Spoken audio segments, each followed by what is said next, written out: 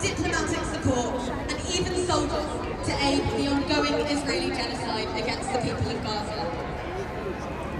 At this very moment, there are British surveillance jets flying over Gaza, supporting Israeli missiles. There are Israeli planes dropping bombs that were made in factories in Dorset, in Leicester, in Kent, in Gaza, sold by our government under unrestricted open licenses. The truth is that the Israeli war machine is only able to carry out this genocide because of the support and the impunity it receives from our government. And make no mistake, our government supports war in Gaza for the same reason they supported war in Iraq. They support apartheid in Palestine for the same reason they supported apartheid in South Africa. They support the partitioning of the West Bank for the same reason they carried out the partition of India. If we can show just a fraction of the remarkable courage that is displayed every day by the Palestinian people, we can follow in the path of those who have organised in anti-colonial movements for centuries. And we can finally break that murderous connection between our parliament and Israeli colonialism. It has never been more urgent for our movement to rise to that challenge in the coming weeks. Because we've seen this story before. Colonial war, genocide and apartheid armed by Western powers. But they never learned their lesson. That we have something much more powerful than their jets, their bombs and their borders. We have the people. We have the people united across the world by love, by solidarity and by the dream of freedom. It was that power of international solidarity that meant our movement won freedom for South Africa. Now it is time for us to win freedom for Palestine. In our thousands, in our millions. In our thousands, in our millions. In our thousands, in our millions. And across the world, in our millions, in our billions. In our millions, in our billions. Our first speaker is the chair of the Palestine Solidarity Campaign and one of the organisers of today's rally. Please give a very warm welcome to Louise Reagan.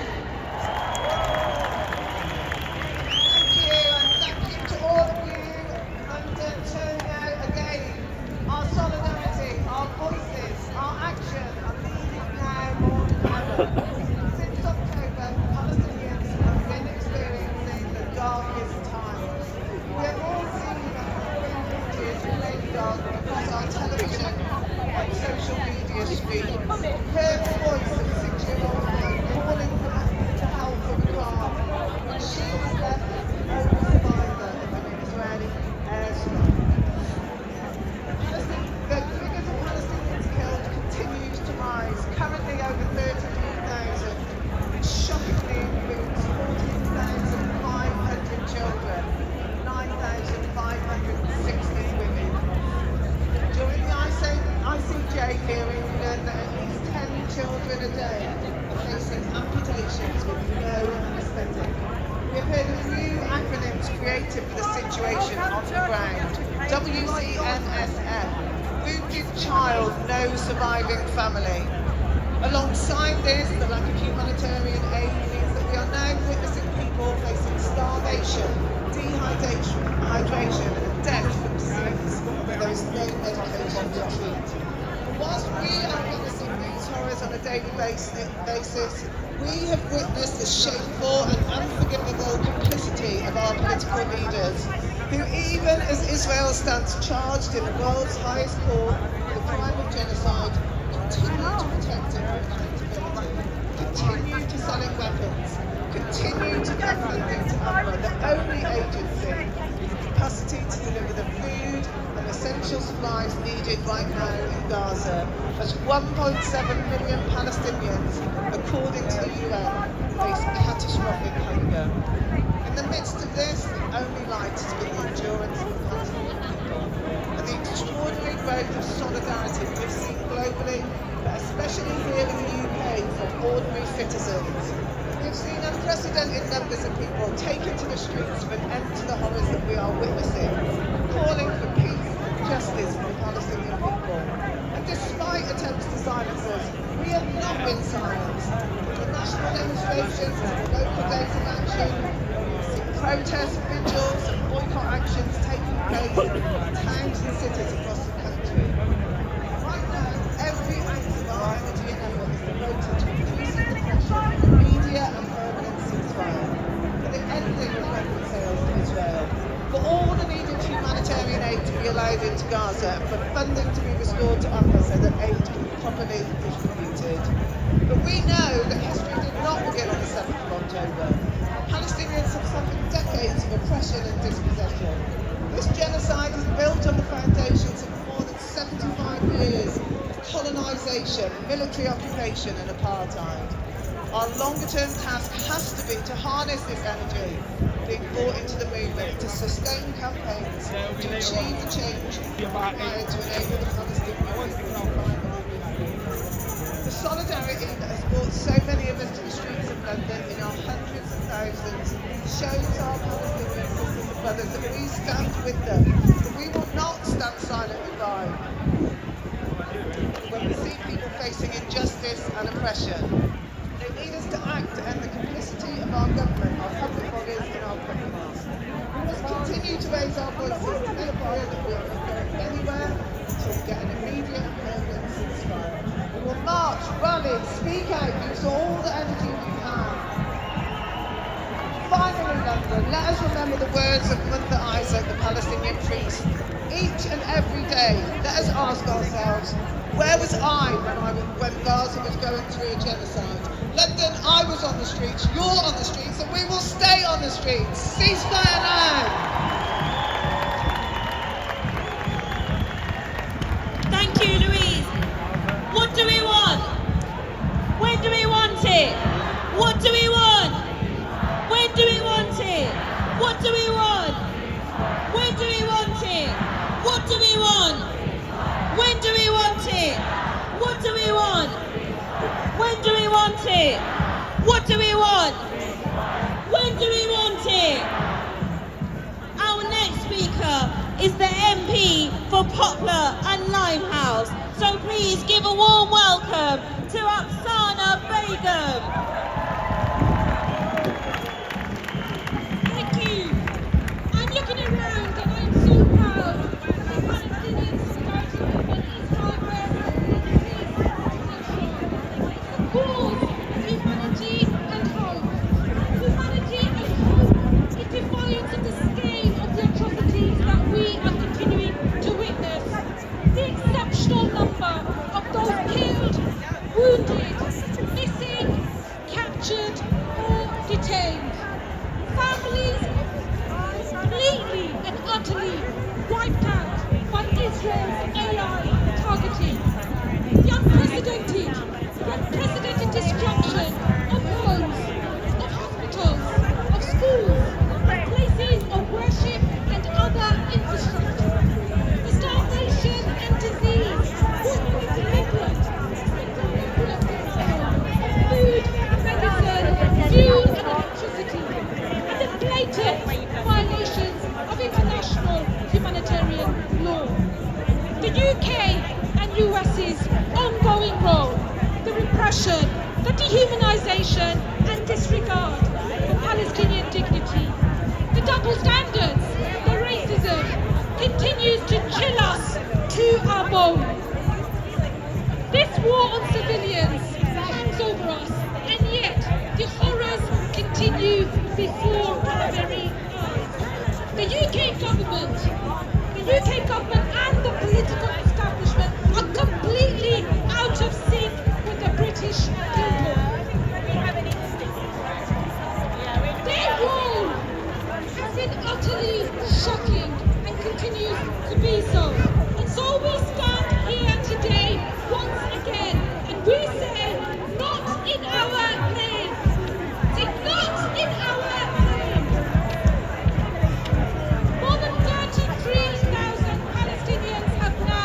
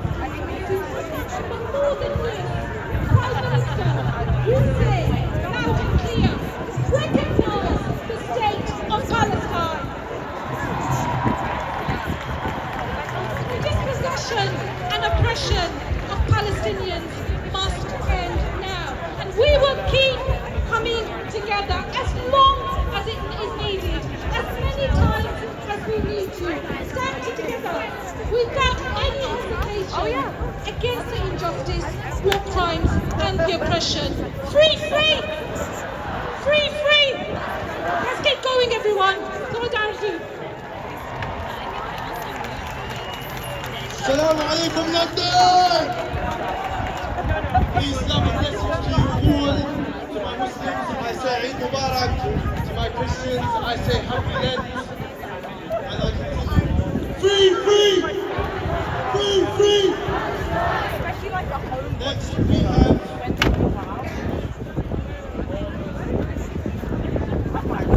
Next we have the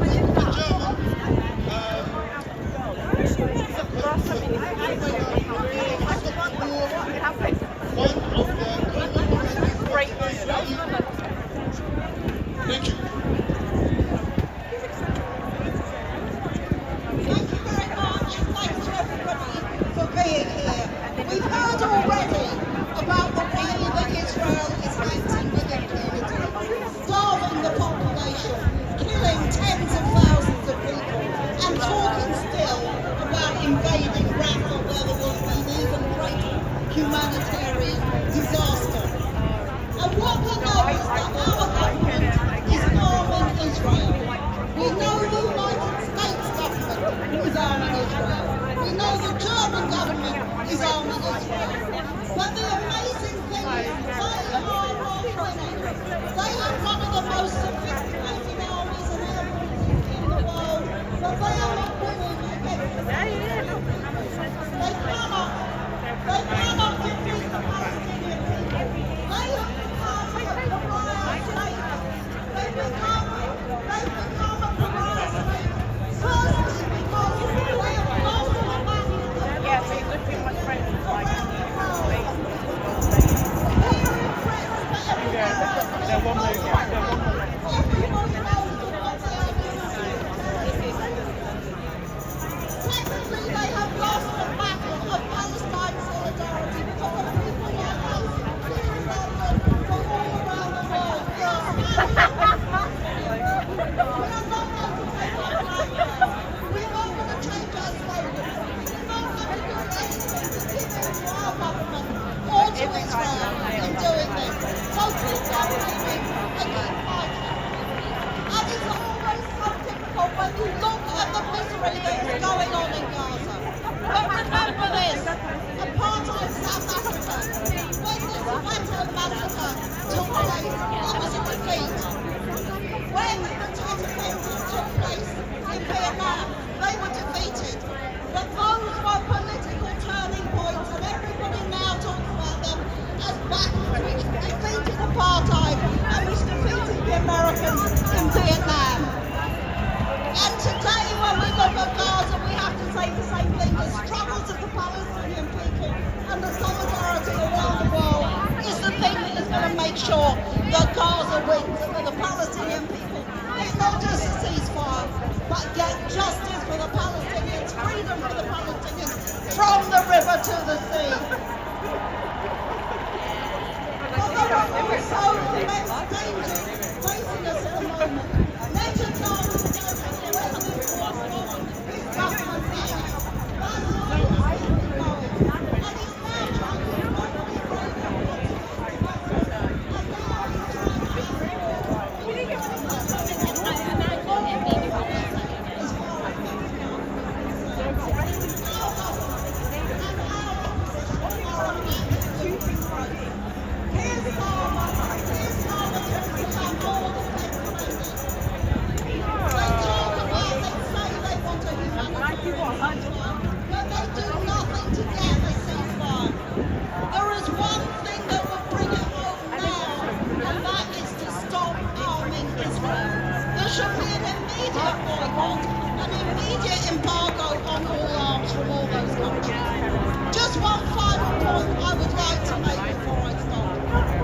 talk about what they are doing in Gaza and to the Palestinians in the West Bank as well.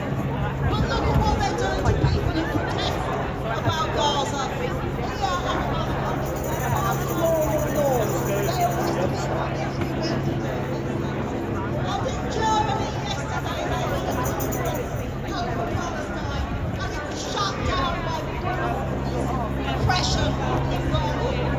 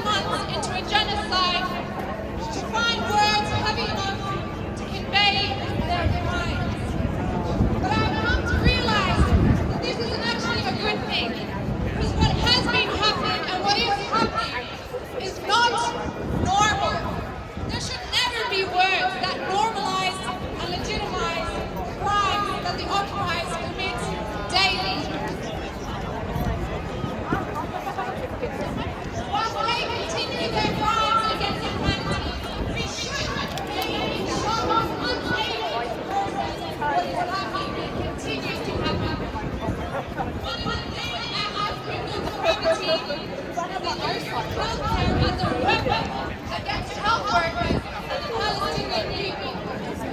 500 health workers killed, lost on duty, murdered, hospitals and clinics.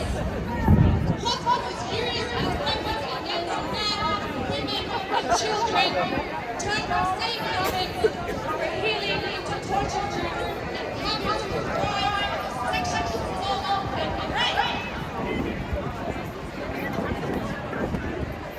Several health workers have been abducted and tortured, like Dr. Khalid Assad, who was the last remaining surgeon in Al-Nasser Hospital in Khan Yunis, the supposed safe zone.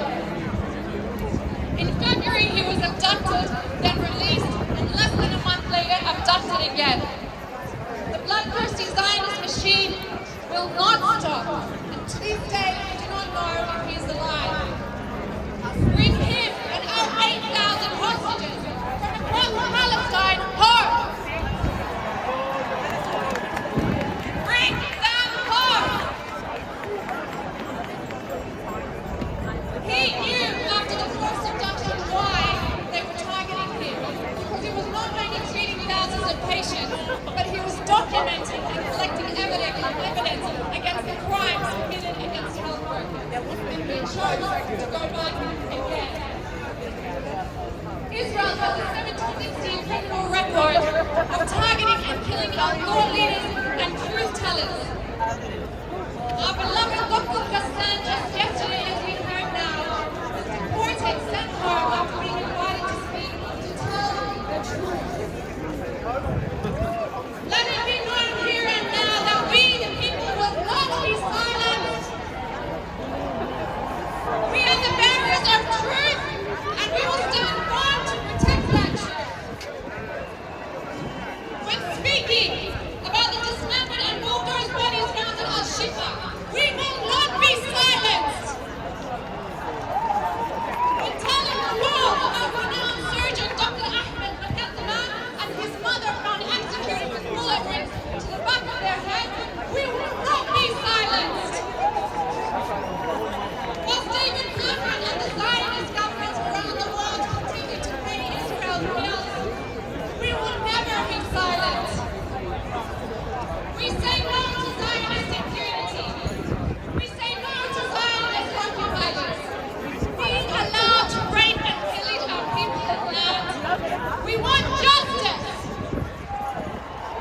We will not allow the 100,000 people killed, maimed and injured to be in vain.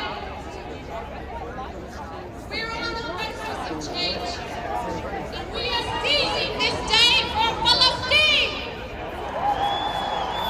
We will once and for all break the illegitimate Zionist walls of the apartheid from Yafa to Gaza to Quds to Mallah, Jenin and Khalil. Once and for all, say it with me, London.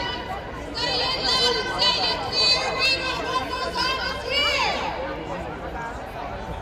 Say it clear and say it loud. Gaza, you make us proud. Gaza, you make us proud. Gaza, you make us proud. Thank you, London.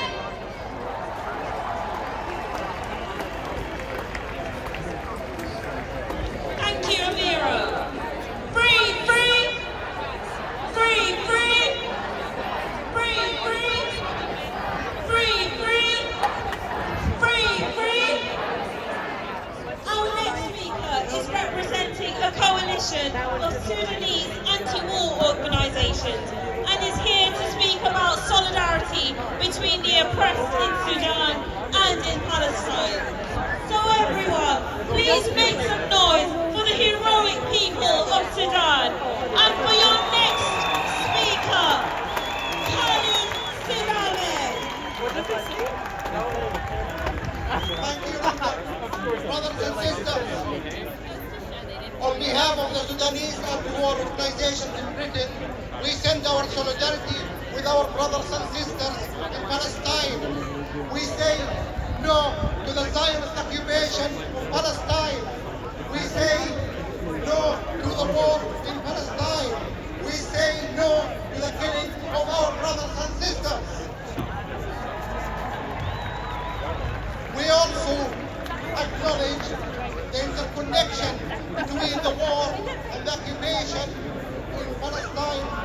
Zionist and imperialist global powers and the wars around the world. We have wars in Iraq, we have war in Syria, in Afghanistan, in Libya. Everywhere we get, there is a war. And in every war we look at, we find the British imperialism there. We have to fight them. And we have to stop them. This imperialism has been going on for a long time. My own continent, Africa, has been destroyed and distracted by them. Asia, everywhere you look, you find the imperialism, the destruction of the nations, and you find the killing of innocent people. And why? Because that is capitalism, that is imperialism. And those powers, they exploit us, they kill us, so some of them, they get richer and we get poorer. Look at the number of poor people in this country. It's the same system being destructing them. It's the same system being killing the people in Sudan, in Africa, in other countries. In my own country, in Sudan, we have two generals decided to fight each other. But those generals came to power with the help of the British imperialism. We started our revolution in 2018. Millions went to the streets fighting for freedom, peace and justice. And we were killed red-handed. People shot in their heads, in their chests. The British imperialists involved and pressed on the civilians to sit with the killers. The two killers now are fighting each other. That's the nature of the capitalist system. They fight each other and they kill each other. But in that process, we pay the price. We are the civilians and we refuse that. And we say no to them and no to all oppressions and all kinds of oppressions. Let's make it clear to get down the street. No war, no armed sales, and free Gaza. Free Palestine. Free Palestine. Brothers and sisters, there are lots of us here. There are thousands here. Since this whole second that was started, we're seeing millions on the streets. Let's use this. Let's build ourselves. Let's build our unity. Let's build our unity and fight together. We are stronger. We are stronger if we are united.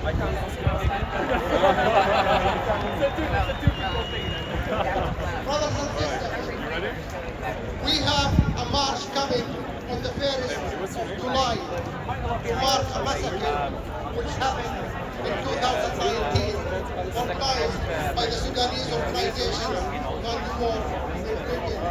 It's going to be big. It's going to be international.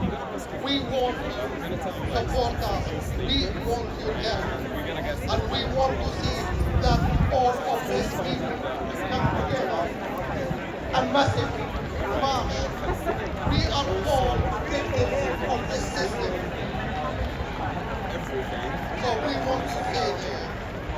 I'm going to finish my speech with one of the main slogans of the Sudanese revolution. I'm going to say it in Arabic and I'm going to translate it in English. The main slogan is freedom is حرية سلام وعدالة والثورة قرار الشعب. حرية سلام وعدالة والثورة قرار الشعب. It means freedom, peace and justice. Revolution is the decision of the people. It's not a choice, it's a decision. Thank you. Thank you. Assalamu alaikum. Let's hope we can do better this time. Free! When I say free, I want to say Sudan. Free!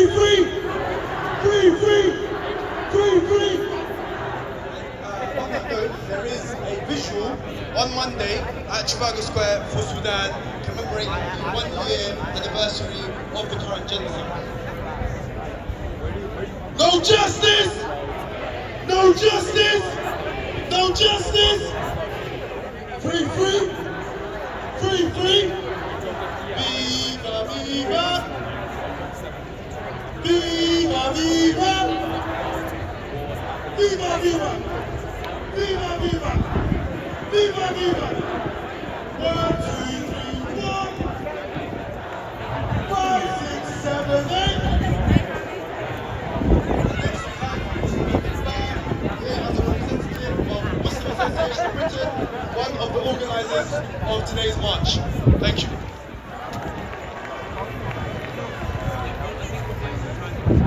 Brothers, sisters, friends, Assalamu alaikum. Right, I've been told the noise isn't great, so I'm gonna have to try and speak as loud as I can. Today, we stand here not just calling for an immediate and permanent ceasefire, but to demand justice in its truest form. The situation in Palestine has reached a point where we must go beyond words. We must see action. The war crimes committed by Israel cannot be attributed to one man or one party. What we witness is the manifestation of Zionism in its most extreme form. Ethnic supremacy, dehumanization, apartheid, genocide, and mass slaughter under the guise of a political ideology. Let us be clear. The problem is not just Netanyahu or his government.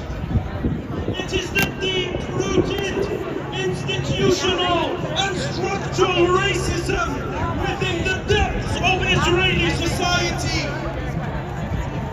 And it is manifested in the extreme right-wing government headed by Netanyahu that includes the likes of Ben-Gvir and Smotrich.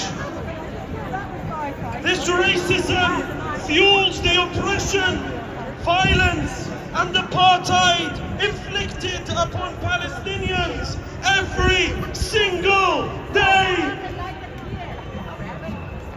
For far too long, the world has turned a blind eye to the atrocities committed against the Palestinian people. The international community's response to the murder of 34,000 Palestinians and the ongoing genocide at the hands of Israel has been deafening silence. This is in stark contrast to the outcry when 7 Western aid workers, including 3 Britons, were killed. The hypocrisy and the racism are clear. Ladies and gentlemen, we must go further in our demands. Israel has become a pariah state that does not respect international law and international norms. Our government and nations around the world must implement an immediate arms embargo on Israel. The supply of weapons to a state engaged in genocide and the violation of international law makes Britain complicit in these crimes against humanity, including the murder of British nationals. It is a betrayal of all the values we hold dear in Britain and the principles of justice and human rights that our political leaders claim to uphold. The British government has imposed arms embargoes in the past.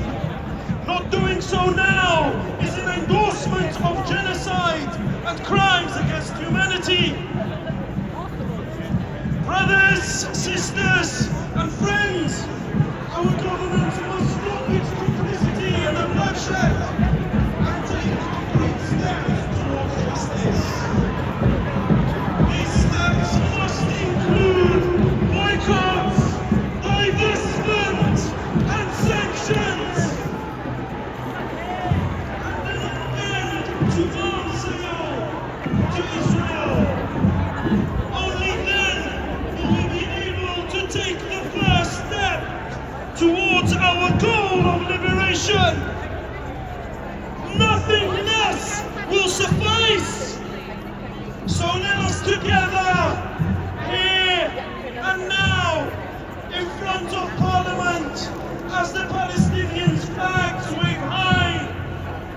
together, loudly, in one voice, from the river to the sea!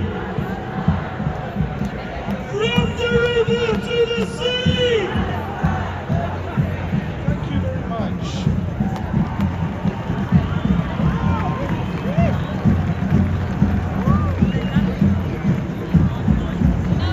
This past week, we have seen further evidence that Israel is deliberately targeting aid workers, bringing relief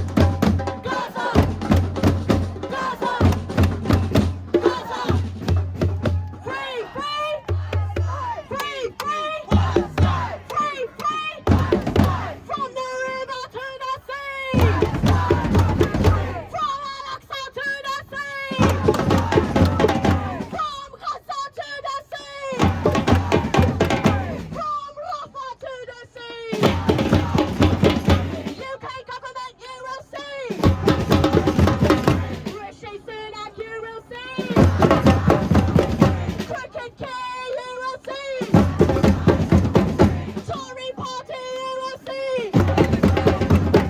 Labour Party UOC, UK Government UOC, UOC, UOC,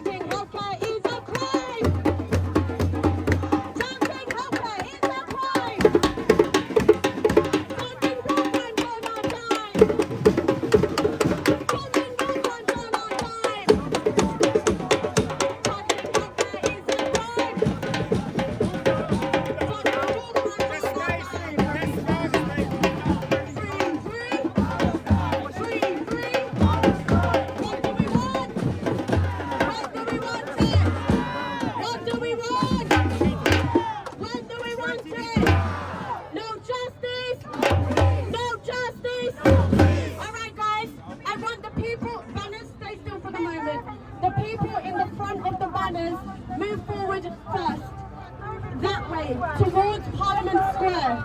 We don't want crushing to occur. So guys, make some space and go forward. John, let's go ahead as well, please. It's a boat. Alright guys, slowly come forward with the banners. Camera people, go forward now. Free, free. Free, free. Slowly guys. Slowly guys, slowly.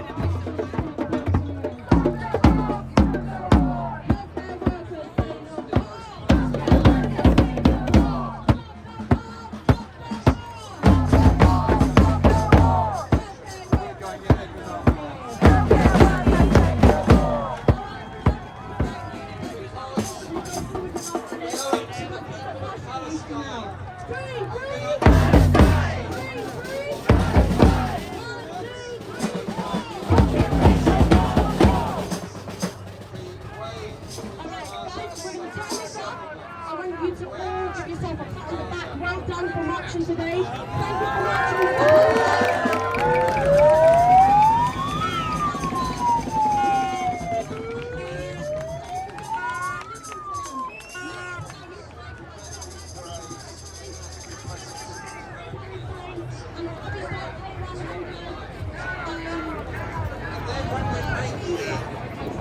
Very obvious call for a ceasefire. Told a ceasefire means stop shooting. It means you allow people to live without the idea that somehow or other this is dangerous and they live.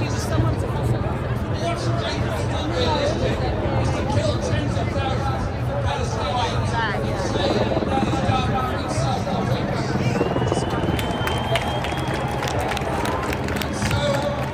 This also exposes is the hypocrisy of the arms trade and the arms suppliers. So when President Biden announces that he wants aid to go into Gaza, wants to invest military legal aid into Gaza, and is concerned that some of the aid doesn't fit the military. Well, who is providing the planes and the weapons that are stopping the aid getting there other than the same President Biden? And so our demand is absolutely for a ceasefire, for a suspension of the arms trade and of the security cooperation with Israel and those mysterious flights that keep leaving RAF Akrotiri, US Air Force planes that do landing at various airfields carrying more and more supplies that are going to kill more and more people. So our demand is for an end to the arms trade as well. Now, as I said before, I was there in The Hague listening to the brilliant presentation by South Africa, the International Court of Justice. And I say thank you to all those other governments around the world who've joined in that application and have since added their names to it. It's very important that all opinions be known. The International Court of Justice, the world is also the World Court said there were acts of genocide that had to be stopped. That's what the interim judgment said. They are not just in breach of any decent humanitarian principles, they're in breach of international law through the ICJ and through the Geneva Convention on the rights of people under occupation. So let's call it out. This whole thing is grotesquely immoral, wrong, vile and illegal. And so it is up to all of us to keep up the pressure. I know it's expensive, I know it's tiring, I know it's exhausting to go on demonstrations week after week after week. But I tell you this, in the parallel universe across the road over there, and I'll be back in there on Monday asking questions again, in that parallel universe, I've been listening to some deeply cynical observations and conversations, not just in the last few months, but in the last few years. But I've noticed over the last few weeks, the attitude has changed. Politicians are becoming nervous, and public opinion nervous that they're on their own, nervous that they're isolated, nervous that maybe they're just plain wrong. When they call us a march of hate, we're a march of love. We're Jewish, we're Christian, we're Muslim, we're Hindu, we're Buddhist, we're free thinkers, we're humanists, we are men, we're women, we're children, we're all ages, all ethnicities, all languages. One thing unites us, decency and humanity, and a demand for peace. And in this incredible period of the past 6 months, thousands of us have come together. The pleasure of meeting each other for the first time, the pleasure of knowing the joy and the strength of doing stuff together in solidarity with those families that have lost so much, such as those brave people that spoke just before me on this. But you know what? This doesn't stop here. This is a movement for peace. This is a movement for justice.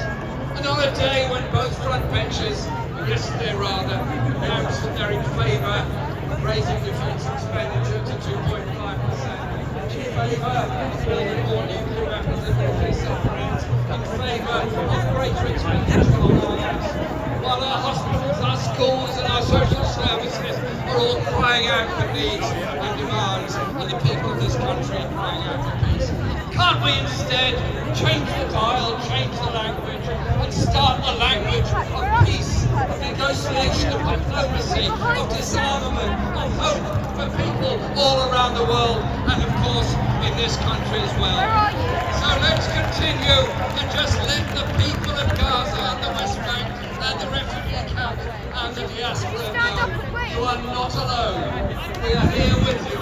We will give you our support as long as it takes until there is a free Palestine, that the Palestinian people can live in respect and in peace. That's why we're here. That's why we'll be back. And my message to Parliament over there is, we ain't disappearing. We'll be here watching what you're doing. Thank you very much.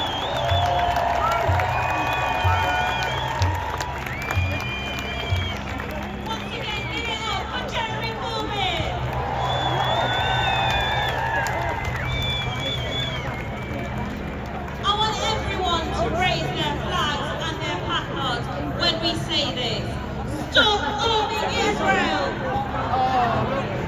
Stop arming Israel! Stop arming Israel! Stop arming Israel! Stop arming Israel! Stop arming Israel!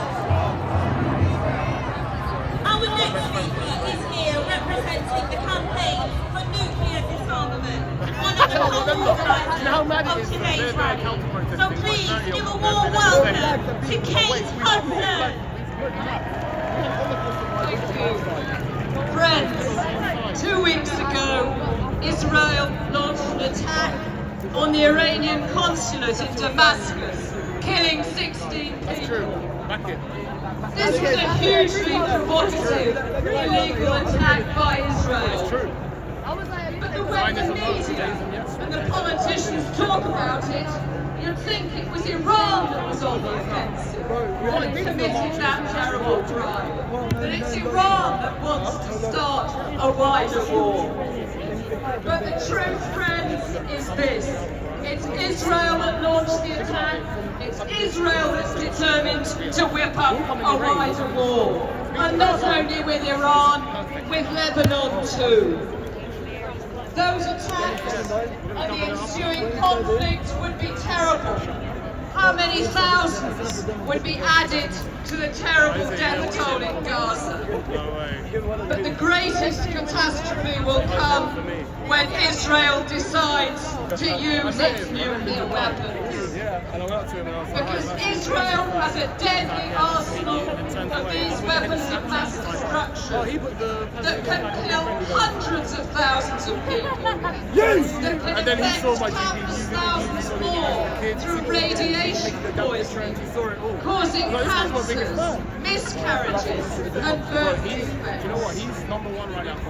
Israel can launch its nuclear weapons from land, sea and air, and its arsenal is illegal, subject to no international scrutiny or regulation.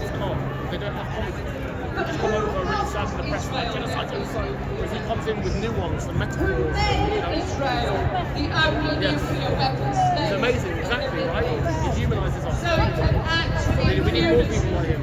holding this terrible Mine's threat I'm more antagonistic. I'm trying to wind people up. He's also realistic. He is. So the interview says, It was Britain that made the Israeli bomb possible.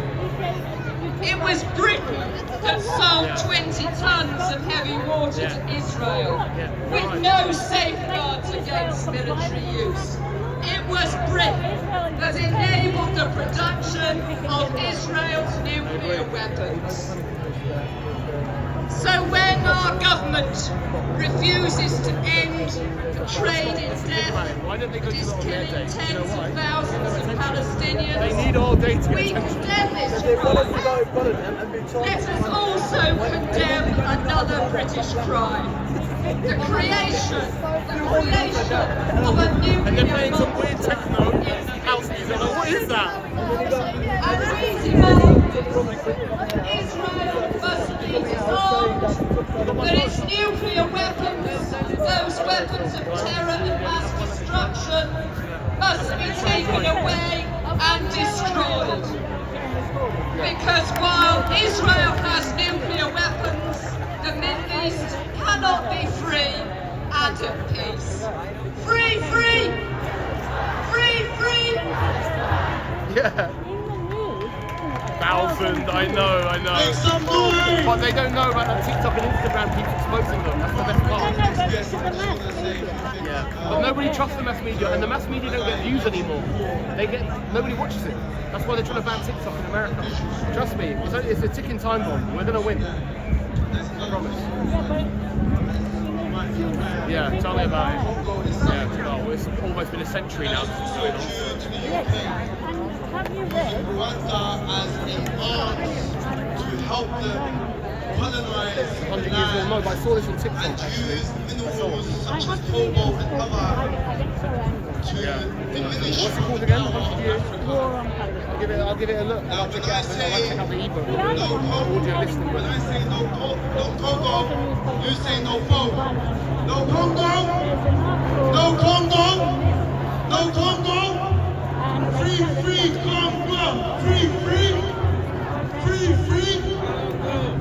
they have people on Our next guest is Katie Fallon, working. advocacy manager at Campaign Against the Arms Trade, who worked I'm glad you're so clued up. There's a lot of people in there.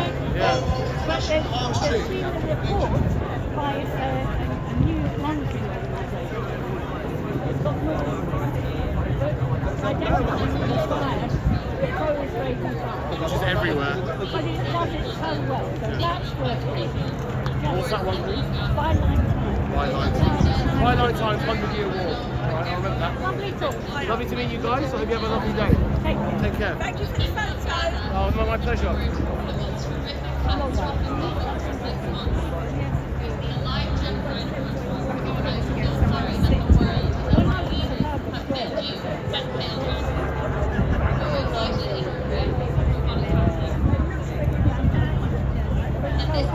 And this love for our sisters and our brothers and our family in Palestine. We will let it fill us up and we will channel it through action.